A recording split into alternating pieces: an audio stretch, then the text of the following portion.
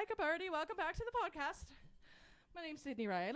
Here, I have my lovely, my wonderful, the wing beneath my wee wings, the light of my life, the one true wedding date I could only ever hope for. Miss Laika Berdey, everyone. Aye, it's a distinct pleasure to be back with you in the studio, Sydney Riley. Welcome to Hired to Healing! Yeah, we wrote that song together. That was us. That was us. And what an absolute banger. It was such a pleasure. It was and still is.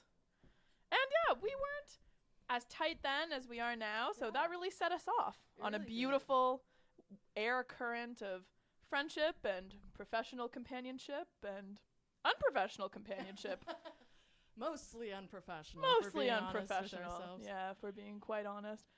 What a good time, though. Like, I remember approaching you and I was like, I really hope this works out because she seems really, really cool. And I feel like she knows who Michelle Branch is and who she is at her core. Yeah, I want to make a Michelle Branch song. You posted the first verse and I went insane. I loved it so much. You were like, it's giving Michelle Branch. It's giving Sky Sweetenham. I was like, I want in on this so bad. And it was fun to, I do this with like every music I like regardless. So it was fun to like read between the lines and see kind of what was the story behind it and then extrapolate on that a bit. Kind of do like a bit of an emotional parsing. What's the lore? Exactly. Let's get in on it. Exactly. And then, and just whip up a banger chorus for you to sing was really fun too because you have an incredible vocal range. Sometimes I write stuff that I can't necessarily sing, so it was fun to be able to write something that you could sing. I think I couldn't sing it, and then we had to throw it down a key or so. Is that, I've always suspected this, is that the reason that your guitar is always tuned down to E flat major? Yeah. Because you play it the same as you always played it. Yeah. But it did go down a step. Yeah. There's some real Sydney lore. So Sydney plays with their guitar tuned quite down. Wait, can I introduce you first? I haven't done your bio yet. My bad. I bet you're all wondering who I am. I bet you're all wondering who this chick is. Go on. This girl, Laika Berdey, is armed with little more than a leaf green guitar and a loose tongue. Singer-songwriter Laika Berdey is determined to get you singing along to her carefully calibrated blend of emo rock, pop punk, and indie folk. An ex-chorister, ex-librarian, and ex-lifeguard, she weaves words and water to tell her stories of simple joys and wrenching heartbreak, exploring the ecstasies and disappointments of laying your heart in another's hands or at their feet. In a disconnected age of disposable interactions. Wow, that's probably the best bio I've ever read in my life. The reason why I laughed at ex-librarian and ex-lifeguard is that you just told me a story, I think yesterday, about, well, why don't you say it? I feel like you worded it perfectly. Well, I feel like I just have, despite having never actually, done anything too risque professionally, I feel like I just have a highly sexualized work history. Like, I've just been every porn cliche that you can be without ever actually having worked in porn. I've been the lifeguard. My first job was a choir mistress. The word itself is hot. I was a librarian. Yeah, it's been a long and luscious road of interesting professional careers. Gosh. I can't, but all you're missing is unfortunately, this is something I resent about the porn industry, but unfortunately you're missing the step sibling. Oh, that's right. Job. Yes, that is true. That is true. I have no, and thank goodness for them, because what a difficult life they would have had to lead having me as a step sibling. What an absolutely impossible mountain to be faced with every single day. 3 texts from different men who are all trying to hit her up. Hit that line of Laika Berdey. It's crazy. The DMs are full. Yeah. Packed. No more room. No more room at the end. Cut it out. Even the requests is just at infinity right now. Cut it out, y'all. I only got so much time in the day. I got hit songs to write. I got words and water to weave. I got sandwiches to eat. Oh my gosh. I got no more time for trifling. The DMs are specifically reserved for Steely Dan memes, which I will accept at any time. Yeah. Also, my new favorite, Nickelback memes. Nickelback memes. Ever since taken a liking to performing professionally the classic Nickelback anthem of early 2000s Canadiana, How You Remind Me. Yeah. I've been a target for the finest quality memes of our good friends Chad Kroger, etc. It's funny, this is the second time Nickelback has come up in my podcast. May it not be the last. May it be one of many fruitful. We'll see how Carl feels, I guess. So, okay, we got to know each other really well during like a job that we both had. Yes. Doing music, and Yes. then we got to know Jules very well. We got to know Brandon very well. I think that I was the last to kind of be on the page. And boy, were we missing you. You know, in the words of Carly Rae Jepsen, before you came into my life, I missed you so bad. Likewise, bestie. Likewise. I first knew about Sydney as just a total rock star, was so obsessed with their music. When we were working this job very early, it was all online. It was during the dark Pandy days. Mm-hmm. And so one of the first things that Sydney kind of posted publicly in, you know, our work online space was their song In the Weeds, which I instantly went insane for. I was like, this sounds like Tool! I want all of it! So I was just instantly a Sydney Riley fangirl. That summer, as part of our job, we performed together. Yeah. We were both backup singers and dancers on Superstition, which was like, you know, the ultimate bonding. You taught me like the only dance move I still know to this day, which is just a two-step. Yeah. So 2 steps is all you need. Any more than that, Truly. Overcomplicated unnecessarily. It's really all you need. That's truly all you I need. did all night at the wedding that we went to yesterday. That's true. That is true. That's all I got. That's all you need. It got us from dusk till dawn. Yeah. Truly, truly. So, and then I think we went for tacos, and that was really the cementation of our the extra taco truck. Professional. Which, by the way, again, a man hit you up and asked for your number. I think that was us Taco together, truck. but I don't think I had anything to do with it. I reek of big queer energy. I do. Straight men usually do not mess with me in like any sort of way. It's crazy that I've somehow found one who's like interested, because genuinely I reek of queer energy. Like, lesbians see me immediately. Before I even enter the room, they're like, "Oh Lord, they coming! Oh Lord, I smell a it in bisexual." the Lesbians knew I was queer before even I knew I was queer. So, like, and it's the opposite so with wise. straight men. They're like mad about me being in existence. What? I think it's mostly the tall thing. Oh, they want that. And then I also sometimes dress feminine, but also I don't a lot of the time. And they get real confused about that too. They don't like it when Lesbians don't like a switch hitter? What is this? No, lesbians are fine with that. Oh. It's the straight men. Yes. The straight men don't love me. Well, one straight does. man loves One you. straight man loves me. And just like the 2-step, you need 2 steps and 1 straight man. And that's it. That's it. Which, again, is why the DMs are closed. But, yeah. That was as a the taco truck man getting into the DMs was as a result of the food account, A Luscious Life. Right, I had to post those delicious around the world in 80 tacos, and he was like, "This seems like an invitation." It was not. It was I like your tacos. That's the opposite. And you were like, "You should come to our concert." And yeah. he was like, "I'm gonna come to your house." And that wasn't the vibe. This that is you the were opposite. Trying to give off. There's a fork in the road, and I'm taking a hard right into the support me as an artist and musician forest. It's hard to know, you know. It's hard to know if you should tell someone about your concert and risk them thinking that you're flirting with them. Yeah. Hi guys, I'm gently interrupting this podcast to talk to you about Gussapalooza. This year, the band and I will be playing on September 15th, but don't miss your chance to see tons of incredible artists all weekend. Gussapalooza Music and Arts Festival is a unique 3-day campout extravaganza that celebrates Canada's emerging music and arts scene. Over 50 bands from across Canada perform on multiple stages and represent diverse genres like rock, country, folk, hip-hop, electronic, pop, and more. Prepare to get up close, mingle, and be captivated by the best independent artists of today. Immerse yourself in laughter at our comedy shows, be enchanted by buskers, tantalize your taste buds with a wide array of delectable foods and craft beers, engage in thrilling games, and explore our vibrant creators convention. There's truly something for everyone. Emerging bands travel great distances to play Gustapalooza because of you, the amazing music and art lovers who together create a community with the power to launch these artists to new heights.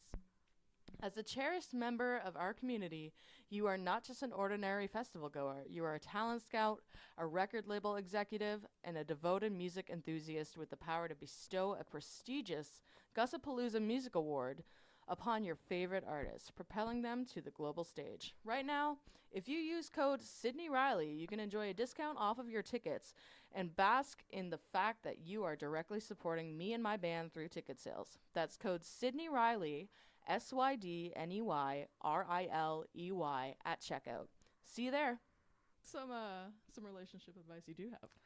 Oh, be you right out the gate. Don't mitigate yourself Don't too fake hard it. because then you're just delaying what is coming eventually. Exactly. Yeah. I know so many You people could be try like- to hide their like crazy. They're Yeah. like I really like you. I'm really interested, but I'm gonna play hard to get. And it's like Yeah. don't do that. Yeah. Yeah. I mean, it's fine to have like, when you first start seeing someone, it's fine to have, like lower expectations for Well, like, sure, yeah, things like amount of time spent together, like Yeah. amount of contact they're going to be in. Like that's all fine. But just, if you are a certain way, like let's say for example, someone's like, "Oh man, like I hate it when people nag me." But you're just Jewish enough But that you're you know a that your love Virgo. language is nagging people. You're Jewish and a Virgo, and you're like, well, it sounds like I'm not the person for you. Disclaimer, I'm not a Virgo. Let's just and get I that. am not Jewish. That's why put together, we're the ultimate. We're the ultimate nag. Ultimate nag.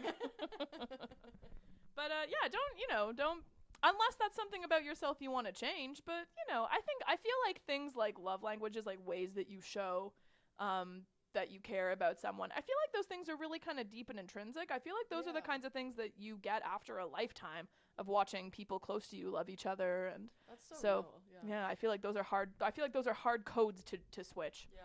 So be yourself. If there are things, also don't count on the other person to change you. This is a bad example of this, but the number of times that I've started dating a vegetarian and been like, "Oh boy, more plant-based meals," only for them to immediately be like, "That crab rangoon sounds good." It's like, if you want to make a, they're the one who changes. I'm so ready for tomato sandwiches, and by the end of it, they're like, "Can I get extra sausage, please?" They were looking for you as an excuse. They were. To go back to omnivorism. Absolutely. You the entire time we're so ready for the vegan/vegetarian I trend. printed out a whole book of leek recipes. That's so funny because I also, every time I meet a vegan, I'm like, I will cook for you because I love experimenting and Totally. I love vegan stuff because like a lot of the time it has to do with like spices Yeah. and I find people who cook like mostly with meat, they don't really pay a lot of attention to that because they want to taste the meat, but I want to taste the spices. I want to taste the Vegemals. Yeah. Give me that. Yeah. Give me those alliums. Yeah. Yeah, I was trying really hard. I was doing some vegan experimentation for a while, but I gave up. Gave up on a few things. Yeah. I mean, I do it every now and then. I'm not a vegan.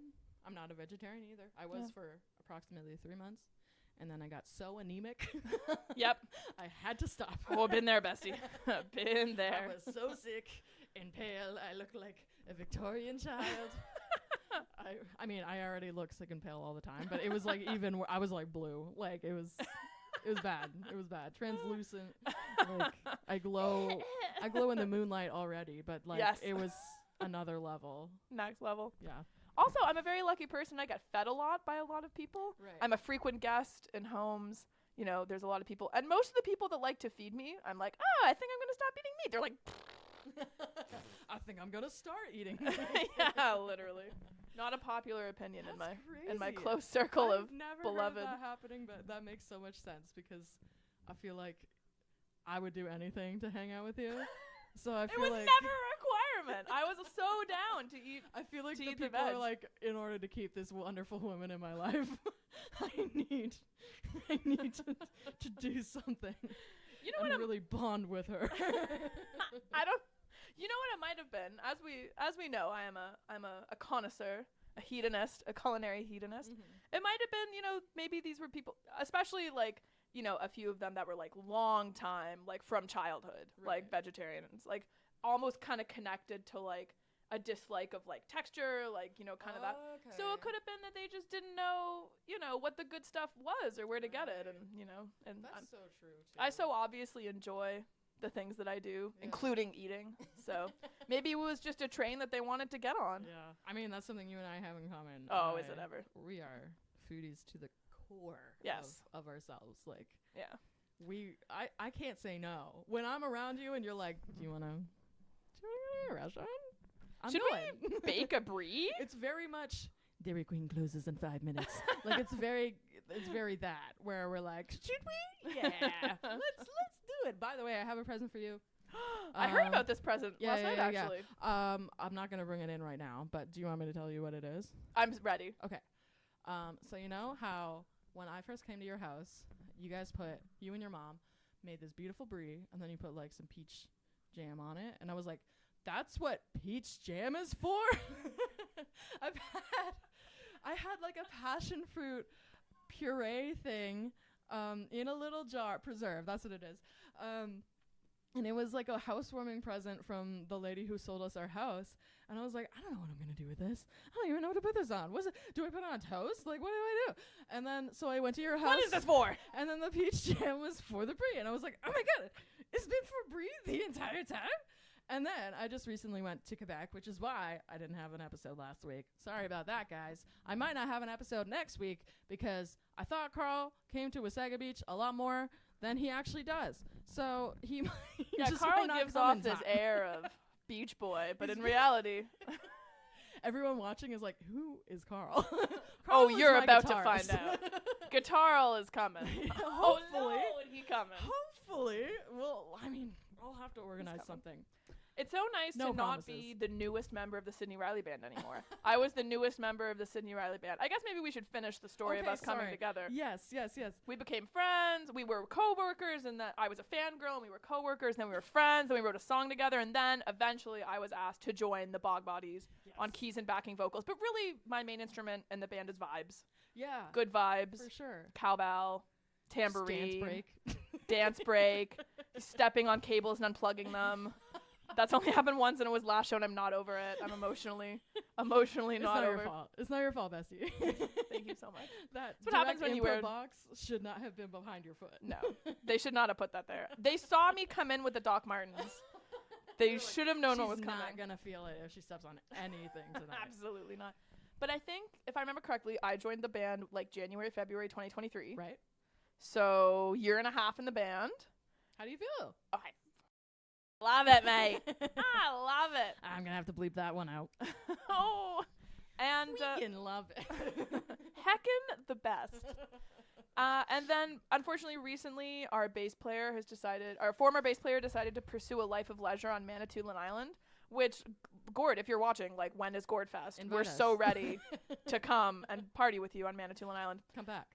So And bring us next time. our beloved guitarist, Jules McCools, who repeat viewers of the podcast will know, is moving from guitar to their main instrument, bass. Yes. Julie slaps a great bass, and so we've been able to bring in the illustrious guitarl to strum the 6 strings. I'm so happy. So yeah, now finally I'm no longer the newest member of the band, Yeah. which is great. I forgot to finish my story about my gift. What is my gift, Sydney? So I went to Quebec, and I went to this beautiful cafe, and they have all sorts of artisan breads and artisan chocolates and whatever. They had a triple preserve jar. They got strawberry, peach, and maybe raspberry. I can't remember. Blueberry, something like that. And I was like, I know a lady who melts brie who would love this. She's gonna bake all 3 of those on there. All 3, possibly at the same time. I humbly and gratefully accept your beautiful offering of multi-fruit preserve. And I also promise you that none of them will be used until you return to London once more to bake them with me on brie. I really gotta like medicate myself for that. Cause Yeah, that's get some gonna be- Lactaid. That's gonna be that's gonna rough on the old intestines. Just Oh boy. Lactaid is your friend. Oh man. I mean, well, we don't have to get into my bowel movements, but Not this early in the podcast. they didn't. Lactate didn't affect me the way I thought it was supposed to. Oh no. And that's all I'll say. Okay. That's all I'll say. All right. That's all I'll keep it as. That's all. Like, That's it. That's all. do you have any like projects that you're working on or stuff you or like? I know you. Yeah. You published a poetry book as well, right? Actually, I have not yet published that poetry book. I have. Do we have a date? We do not have a date. There is a poetry book. It is a lot of my song lyrics, Oh, which is okay, really cool. perfect. Yeah. Yay. I've been published in some journals. Okay. Some of my poems that are also song lyrics. Perfect.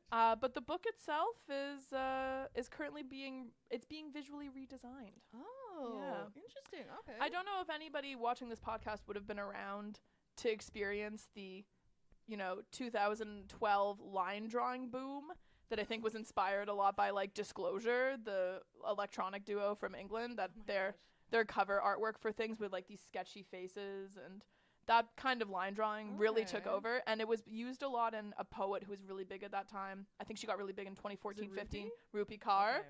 I know that girl. So I was working with a publishing house that were using those kinds of, they said that they would illustrate my book, and I was really excited about that. And so they used those kinds of line drawings, and I felt like I was 10 years too late for those kinds of line drawings. And the cover they did was also not to my taste, but so yeah, we're doing a little visual rebrand. Okay. But exciting things coming up in the music world as well. I recently was at the beautiful, illustrious, famous, always a dream of mine to work there, Sugar Shack Studios in my hometown of London, Ontario. I was working with the fabulous mixing engineer and producer Kyle Ashbourne and drummer Kyle Ashbourne, Thrashborn, fabulous. Can't get enough of him or his content online. He was one of my favorite Twitter people before I ever met him in real life. So definitely check that guy out.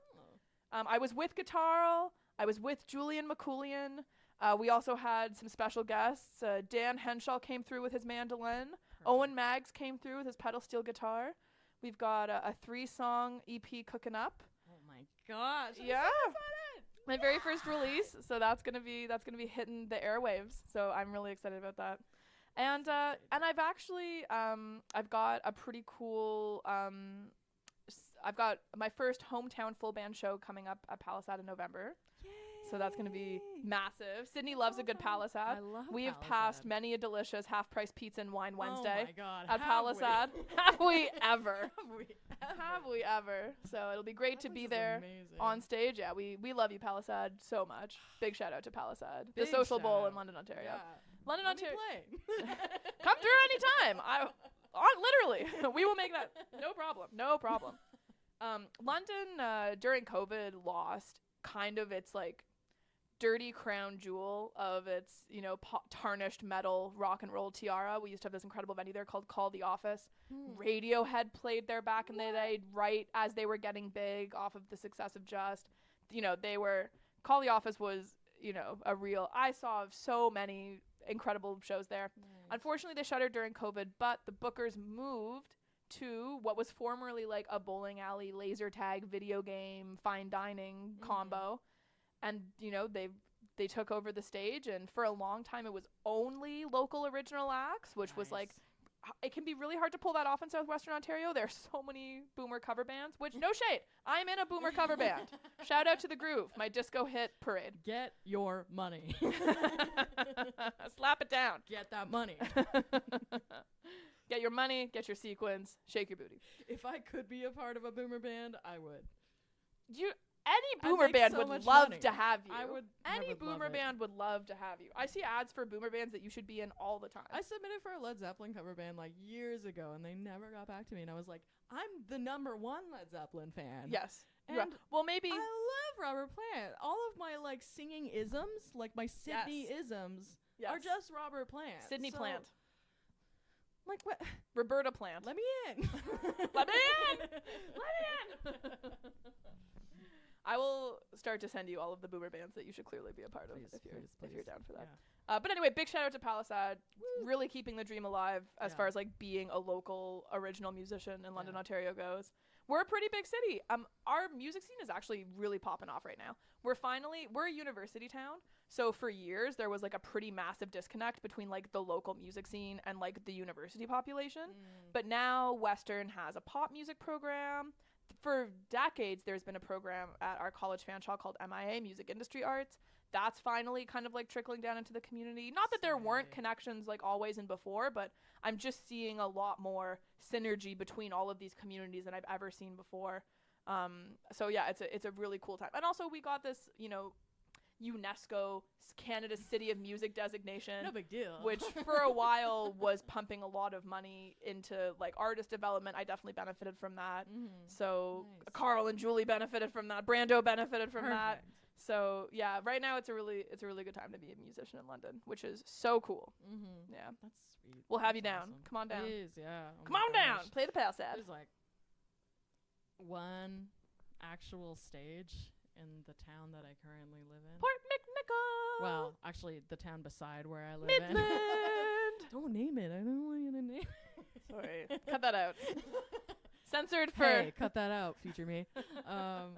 No, like, there's so little venues, and then there's even less venues that will let you in. So it's just, it's hard out here, man.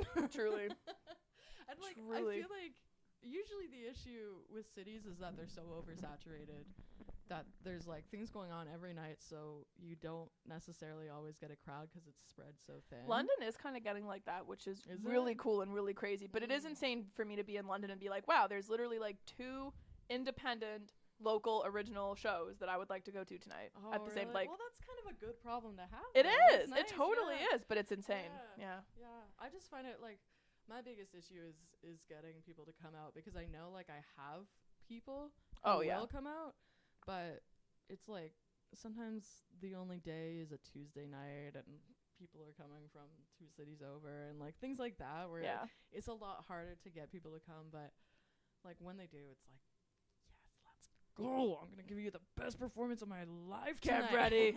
I will rock you. Laika is gonna hit that tambourine so hard. I'm gonna smash my fist through that tambourine. Like Mr. Kool-Aid right through the wall. It's gonna be so good. So good. What do you think is like maybe like a good way to like help encourage original artists and like the community to keep giving back and like without just moving the money? You know how like it just seems like we're all supporting each other's stuff, so Yeah. the money is just kind of Going in a circle. Yeah, totally. What do you like? Do you think there's a solution? This is a big question, and I'm sorry that I'm asking it. That's a but great question. I feel like you're like such an intelligent person, so I just I just feel like maybe you do have a solution. So if the problem is that we're all just supporting each other and taking each other's money, Yeah. what we need to do is bring in other money. Mm-hmm. So probably what we would be looking to do is find a way to have an event that has an external draw in addition to our music that has a cost associated with it, so that there's people who are there for all kinds of reasons and we all benefit financially. I know there's a very successful event in London that's called the Punk Rock Flea Market. Markets, I think, are tricky because I have a lot of friends that do vendors.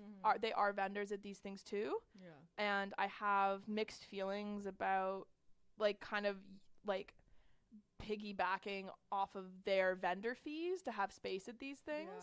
Yeah. So that's something that, if there was a way to, but at the same time, kind of the answer to that question is to charge admission for an event like that, which doesn't, as someone who likes to go to a market, I don't think I like the idea of just paying to enter it either. Like that doesn't seem quite right to me. I'm lucky in that in London there are still some opportunities for kind of like municipal funding that we would, musicians who are like looking to kind of find an outside dollar sign can apply for and like rather than having to rely on their friends who might be low income or other musicians, and so that it's kind of that same buck just being passed around and around and around. I think that right now, and this is actually something that I'm trying to do with this new release that's coming out, I'm looking forward to bringing music out of. Get back here, little Lobby. You're not going anywhere, my guy. It's my cat's He doesn't like the toy. hard questions. Oh, it's decidedly my toy now. Shying away from politicizing this podcast. He's a rock lobster. He's not a political lobster. He's here to rock and roll. Hey, rock and roll is political. Hey! But I think that, so I'm used to music, like I was kind of born and bred in like, you know, dirty bars and, I mean, my mother would die if she heard me say that. So in a musical sense, a lot of my like, you know, solo career, I've definitely spent a lot of time in not family friendly late night spaces. Something I'm trying to do with this new release is bring parents into it. I'm really interested in having music be more accessible rather than it being like, you know, show up at 9 and leave at 1 and drink alcohol. And I'm really interested in having it in coffee shops at 2 p.m. and, you know, or like breweries at you know, 2 p.m. But it's like, bring your kids. Like, we want to see those toddlers out there. Not to spoil too much, but it is a lullaby EP. So I'm looking to get those nap times going. But yeah, so just kind of opening up audienceship to people that might not have really considered it because of the realities of their lives right now. And it's so cool to be a parent, and it's so cool to work a 9 to 5, and it's totally fair to have to get up at 6 every morning. So, you know, those people I think are just as keen, if not keener, to, you know, to put $1 or $2 in to see music because it's not always as accessible to them. That's so real, and like there's a lot of breweries who are really helping with that sort of issue of like being a parent kind of makes you feel a little alienated from like the rest of the adults because you are responsible for your child and you can't always afford to like cover for babysitting or whatever. So you bring your kids.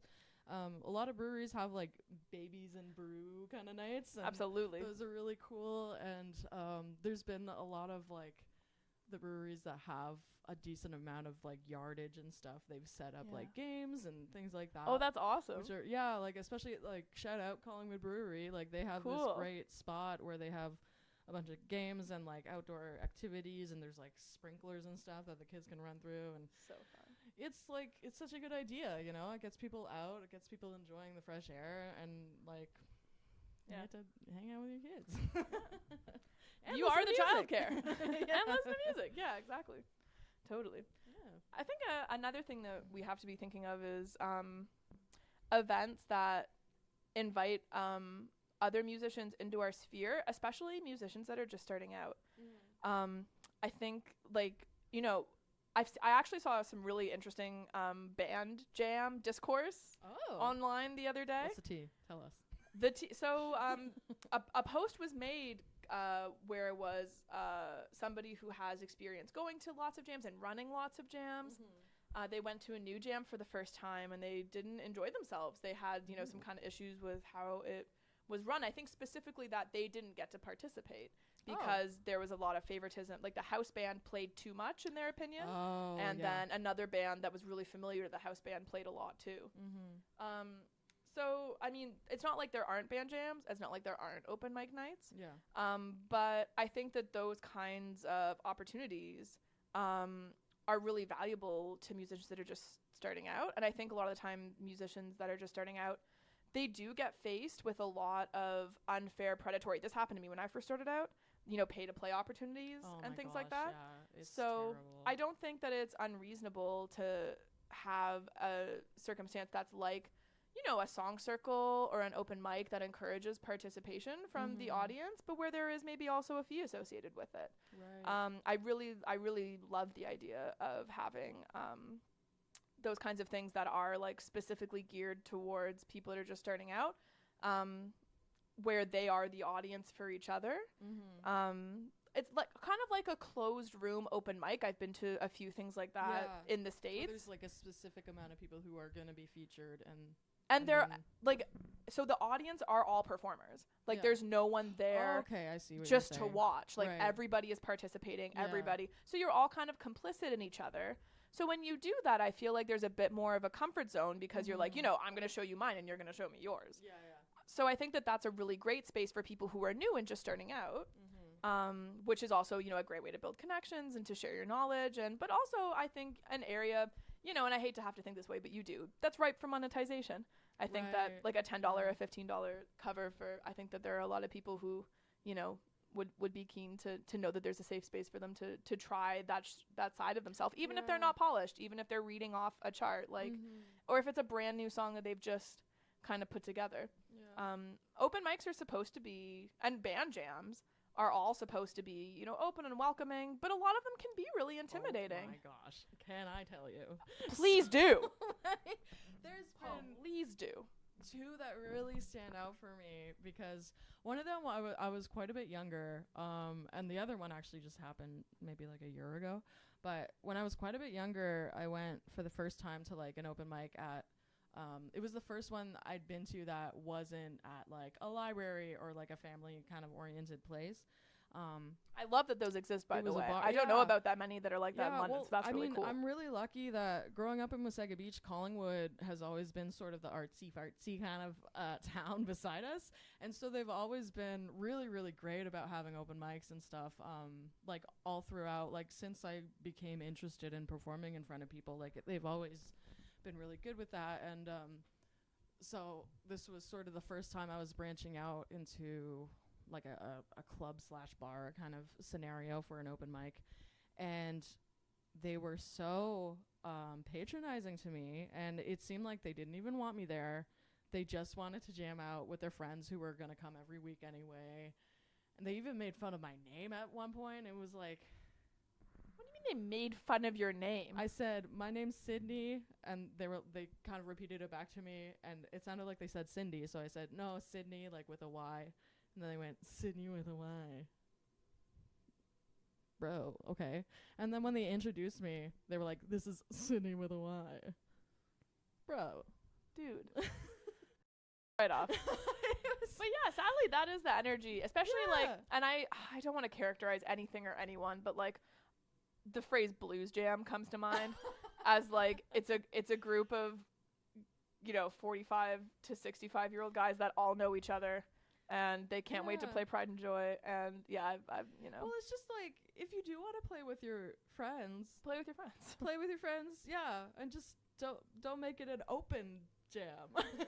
They wouldn't get paid for it. These are the guys jam. Yeah, maybe, Yeah. you know, like I really think like usually they are great musicians, and that was the case for both of the times that I had issues with it. Like both of the times they were amazing musicians, and the first one, like the one when I was young, I asked them if anyone wanted to come on stage, because I was like, oh, I have a song that's only like 3 chords, like let's just do that one. No one came up until my very last song, because they finally were like, oh, this person's actually good. Oh my God. Like, and then the second time that happened, only last year, I brought my acoustic guitar to an open jam, and the one of the guys running it went up to me and he was like, hey, just so you know, we actually have a singer-songwriter night on, you know, Tuesdays or whatever. It might be more suited to you. He hadn't heard me play. He doesn't know what kind of music I'm playing. He's just saw the acoustic guitar. Yeah, he saw the acoustic guitar, assumed I was, I don't know. Were there any other acoustic guitars at the jam, or was this also like a gender thing? I don't even remember if there was a saxophonist. Right. They actually ended up telling me to talk to the saxophonist, because apparently no one wanted to play with the saxophonist either. And so we did Dog Days Are Over, and we nailed it. Of and course. We slayed, and the guy actually came up after, and he was like, I need to apologize to Sydney, because I did not think that Sydney was going to have a rock voice. And I was like, yeah, why dude. would you think that? Yeah. Why would you assume anything from an acoustic guitar? I'm going to a jam. This sounds like the opposite. I'm here to jam. This sounds like the opposite kind of person that should be hosting a jam. You know what I mean? Yeah, it was for sure. Like it definitely seemed like, and a lot of it does feel like half misogyny, half just people wanting to hang out with their friends. Unfortunately rampant. You know, like. It does. And I feel think like in that. those spaces especially, because like there's this element of like friendship and pick me and like, you know, so yeah, I think it can come out a lot But in those like, spaces. that's not to say there aren't amazing open mics. I mean, I've been to tons Oh, that are incredible. Yeah, I've made it. Yeah, until I stopped being in London, like, ever. I think it was about June. She was born a traveling gal. A prisoner of the white lights, the freeway. I made it basically a career going to. There were 2 incredible jams in London. One is still going, the Juice Jam. Dog bless the Juice Jam. Every other Wednesday at Poacher's. It's just, yeah, the vibes are immaculate. And I'll be honest with you, the quality of the musicianship is so high that I've only been up, I think, twice. Or 3 times. Once singing harmony and twice singing my own thing. It's just such a, it's jazz. It's kind of like the lo-fi hip hop. There are a lot of rappers that get up and spit, and singers as well. So cool. Sometimes it is like a cover night. Like sometimes people are like, oh, I want to do Sade, or I want to do Norah Jones, or sometimes bands will go and they'll do it as a full. So can't say enough about the Juice Jam. I think because of the success of the Juice Jam, started having a more traditional jazz jam every other Wednesday. Cool. But unfortunately, that just ended. This last Wednesday was the last jazz jam. There also was the coolest jam night in London shout out to Holy Diver. It was called the Atomic Sound Generator. It was called that because you could not play any pre-prepared material. Like at the Juice Jam, the band Juice Joint, which leads it, they always start off every show with a 40-minute set of their own material. Yeah. And then a lot of the time it is people playing. Either we're all like, who knows Stevie Wonder? Who knows Bill Withers? At Atomic Sound Generator, you had to generate the atomic sound right there, cool. That's a cool right concept. then. The pedalboard setups were absolutely gorgeous. The host of the jam brought the coolest equipment. Yeah, that was a really cool. And I don't think I ever participated in that one, but just as an audience member, to even pull people that did off. though. People That's did. There were crazy. some singers that they would just fly off the cuff, and there's an incredible local singer named Eleanor who I saw give. I mean, I still think about the verse that she came up with on the spot. Like, it lives right between my eyes, rent free. Just incredible stuff. But yeah, so these are all spaces that I think are so important. And unfortunately, like, the ones that I have just mentioned are maybe exactly the kind of space that I'm talking about, where somebody who is just starting out might feel intimidated and might not want to participate. So we need that, but at a level for people who really are just starting out and who are cutting their teeth. And I mean, unfortunately the reality is that almost no one has a garage to mess around in anymore. You know what I mean? Like garage rock, like the days of garage rock are kind of, due to the housing crisis, like who's got a garage anymore? It does feel like there's less and less space to just be unafraid to be bad, because you need to figure out what you're good at, what your sound is, what things you like. Yeah. And it's really hard to do that if you don't have a space. A lot of my friends in London right now are renting rehearsal spaces in storage units. Oh my god. That's where we're at. And rehearsal space is not cheap. No, it is not. Storage units are also not cheap. Yeah. But yeah, I mean, we're living with our parents, or we're living in apartments, or we're living in condos, and we have noise, so it's getting harder and harder to find spaces where you can just check yourself and wreck yourself. You can't check yourself until you wreck yourself. Mess around and find out. Yeah, exactly. Funk around and find out. Funk around, yeah. Fork around and find out. Fork around and find out. My mother always said that. This podcast is brought to you by me, myself, and I. This month, you can find me all over Ontario in places like Blue Mountain, Barrie, Cookstown, Collingwood, Toronto, Oshawa, and Newmarket. Come on out. I have shows ranging from afternoon solo performances to performances with the Bog Bodies that will have you rocking till midnight. Check out my socials and give me a follow to keep up with when and where I'll be playing next. And let's talk about your mother, the greatest woman in the entire world. Oh, she says hello to you, by the way. Had a quick chat with her on my way over. Much. She wanted to make sure your mutual affection was known. Oh, of course. Quick shout out to ATT. Although, if you are watching this, maybe reconsider. Talking about spaces to funk around and find out, I would still love that drum kit, which is forbidden from the basement. So reconsider that, Mom. The possible medium is an electronic drum kit, and I think she should really consider that one. Thank you, Sydney. Thank you for taking up arms Love you, taking up sticks. ATT. Thank you. Absolutely Not to be necessary. confused with AT&T, which Not the same thing at all. not the same thing. How dare you even? Well, just for the for the viewers, you know. I don't know where you're coming from for today's pod. Yeah, maybe you're an AT&T professional, in which case I'm so sorry for you.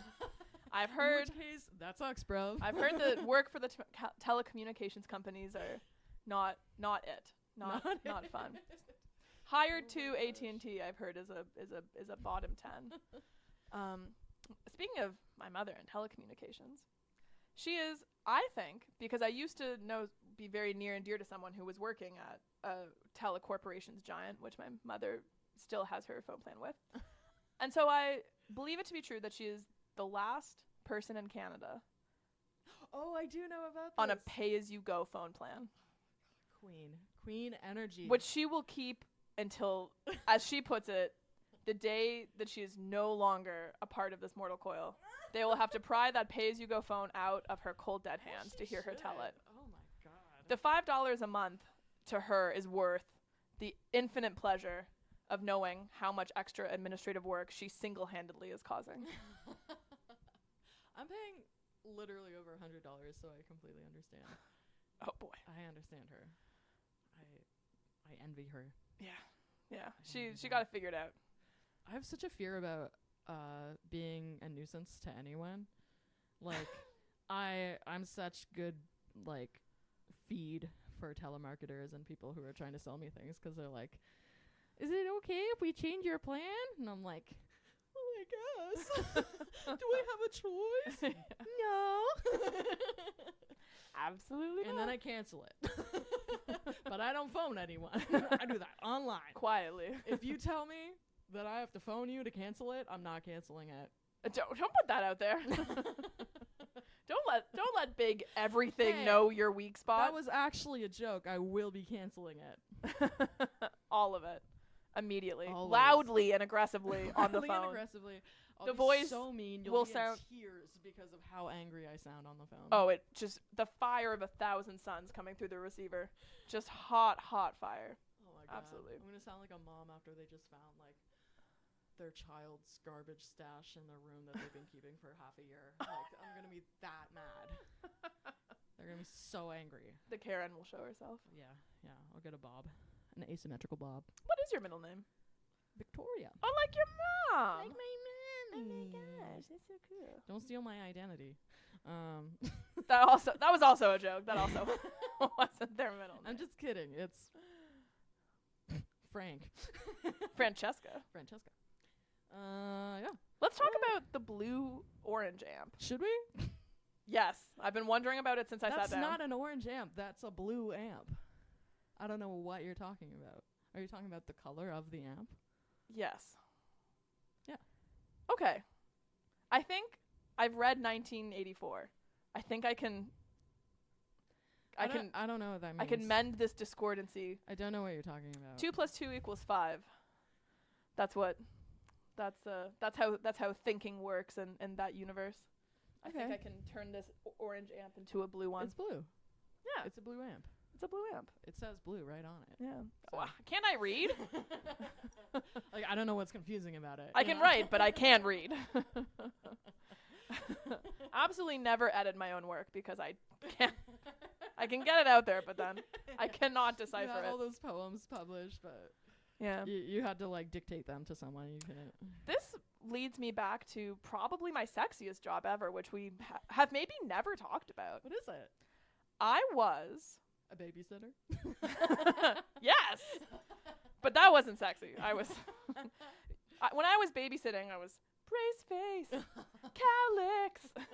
I was a beautiful creature, but not sexy. Gorgeous. I was for a time hired as a ghostwriter for Harlequin romance. Oh my god, I have a friend who would be so excited to hear that. I have I'm a so friend excited to speak to this friend. Who is a patron of the Harlequin novel arts. Well, I'm the patron saint of the Harlequin novel art, so Oh you should my really get us God, together. She's gonna be so excited. I think you have told me that, but I really forgot instantly. That's They- my bad. Yeah, it was great. They would send me a brief they would be like, okay, I have to make one up because technically, like, as part of when you're a ghostwriter, you really do have to be a ghost. Like, my name is nowhere, you know, in the system. Like, it's not on any of these books. Like, so I probably shouldn't say anything that's too close to any of the books I actually wrote. But they would send me a brief, like, you know, Clarissa, who's a young, recently divorced 30-something, has gone to find herself in Germany, and she's determined to never love again, but when Klaus, the barista at the local coffee shop, catches her eye, a whirlwind romance ensues. They would send me things like that, and I'd be like, all right, bet, and pad it out to, you know, a couple thousand words and send her off, and away I would go. It was interesting, though. I did it for a couple of different publishing houses, and sometimes they would send me these really specific briefs. So first, it was like, oh, do you want to write like a vampire romance story? And I was like, all right, I'll do that. They're like, do you want to write a werewolf romance story? I was like, I'm down for that. Then they asked me, do you want to write an Amish romance story? My favorite cryptid. My favorite cryptid. The Amish. The Amish. Truly. Where did they come from? Where did they go? They're truly a mystery to everyone. If people could only learn to hold their camera still, maybe one day we will get proof that the Amish exist. So that one did take me a little longer to wrap my head around, but darn tootin', I did it. You just like binge watched every TLC TV show involving Amish people. Just to really get your feet in the water there. But yeah, eventually the briefs got a little too weird, and I gracefully stepped out of the ghostwriting career and back into an English degree. All right, I'm gonna head out. I'm gonna head out, literally. Eventually, I no longer wanted to write what they wanted to read. But that turned out good. And exciting, like, non-musical professional development is that I'm graduating with that degree in October. Yay! So that's super cool. Perfect. I'm going to have, an English and creative writing. I'm going to be officially, I mean, it's funny to get the degree after you've done the job, but. Yeah, I was going to say, like, you're already so accomplished in, like, that field. So, like, to get the degree must be, like, just a little pat on the head on top of, like. 2 extra letters behind the old name. Lovely. LBBA. Perfect. That's what you want to hear. That is what you want to hear. Like a birdie. I have a question for you. Oh, I'm so ready. Saw you coming. Swift move. That was incredible. What were you hired to do? Oh. I actually was hired to heal. I was actually hired to heal. I think that's so true. Yeah. I do that in a lot of ways for a lot of people that I love dearly. And then for a long time, I did that professionally. I worked as a call center agent. Oh my god, yeah, whoa. I've had all these sexy and illustrious careers, but then I was also mainly a call center agent for a long time. And, you know, sometimes I was trying to sell opera tickets and sometimes I was trying to sell insurance, but the last time and for the longest time, almost 5 years, I worked, it was for kind of insurance. I won't get too specific, but basically the people that called me were hurting. They had been injured in some way and they needed help to kind of navigate this big administrative headache that was getting the help that they needed and were entitled to. And a lot of the time my job was just tell me your story. Yeah. You know, I'm here to document, I'm here to bear witness to the trauma that you've encountered. And sometimes it was, I cut myself, cutting tomatoes, or sometimes it was, I tripped on the icy sidewalk and sprained my ankle. But sometimes it was some pretty, serious stuff. And it honestly, at the time, it was a hard job.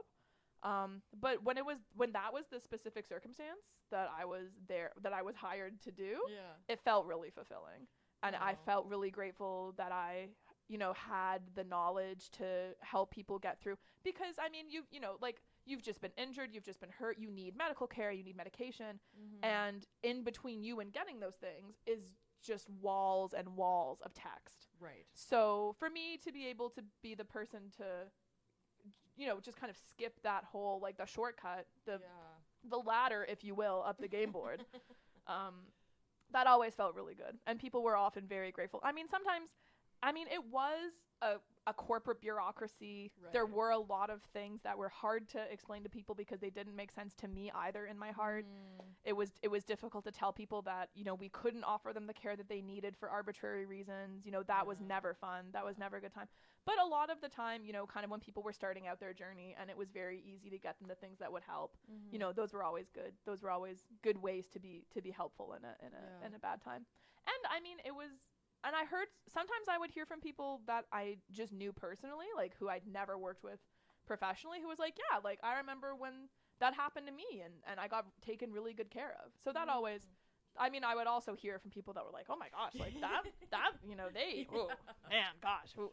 Which, fair. Yeah. Both views are fair. Yeah. But there's definitely two sides to that coin for sure. Absolutely. And like, it must be kind of mentally exhausting to sort of absorb all those stories, and then also to have to make the call on whether or not they get what they need. Thank goodness that wasn't my role. I was down the ladder, so I didn't have to. I collected all the information, right, and then I sent it off. Oh, okay. There were like ways that things could kind of just happen really quickly. Like if you put everything in correctly, sometimes they would be like, oh, like there's no other questions here, like you are good to go. And that always felt great. That's great. Yeah. It was never,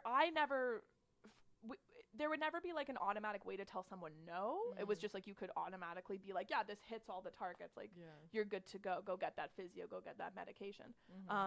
But generally, I was sending it off to somebody else whose whole job was just to take a look and say yes or no. And those people I always, I had a lot of sympathy for them. I had a friend who, she was like homeowners insurance. She was working in that field. And she would have to be like, I don't have any money for you for your entire house that is now decimated from like, whatever, from a fire or a flood or whatever. Yeah. Like you said no, so you aren't covered. And it's like, oh, that sucks, dude. Yeah. And honestly, so like the way that the career path was supposed to go there was you started out doing what I did, and the very next step was supposed to be that job. Oh, okay. And I had friends that tried it and came back. Oh my god. And I had friends that tried it and then very quickly went on to the next step, which was just kind of like case management, like just taking care of once people had been said yes to and they were now kind of like part of the system, just kind of trying to get them taken care of. But I don't know too many people that stayed like the decision maker. Like that. That's definitely the toughest job for sure. Yeah. And but unfortunately, like at where I worked, it wasn't the highest. It definitely wasn't the highest paid. It was like a step. It was a step. And I think that they kind of structured it that way on purpose because we had it within our own organization. We had an incredibly high percentage of mental stress claims because it is very difficult to manage those situations, and a lot of it seemed to be that a disproportionate number were the people that had that job. It's just like you say, it's really taxing. It's really tough.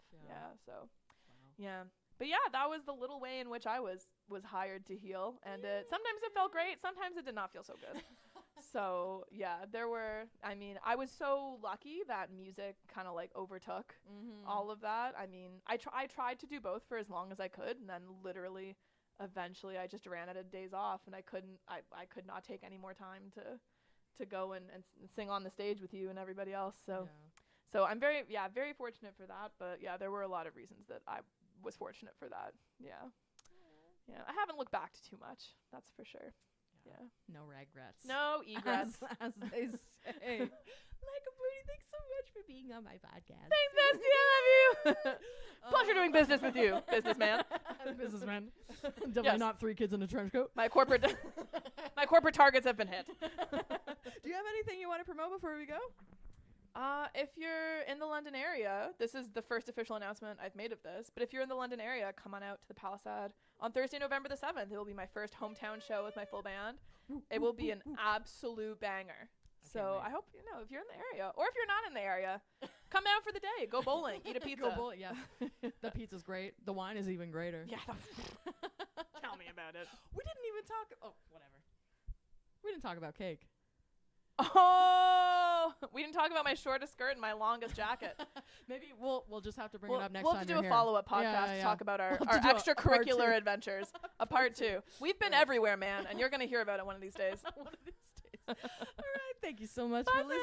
friends. This was Hire To with Sydney Riley. This is Laika Berdey. Have a great rest of your day. Bye.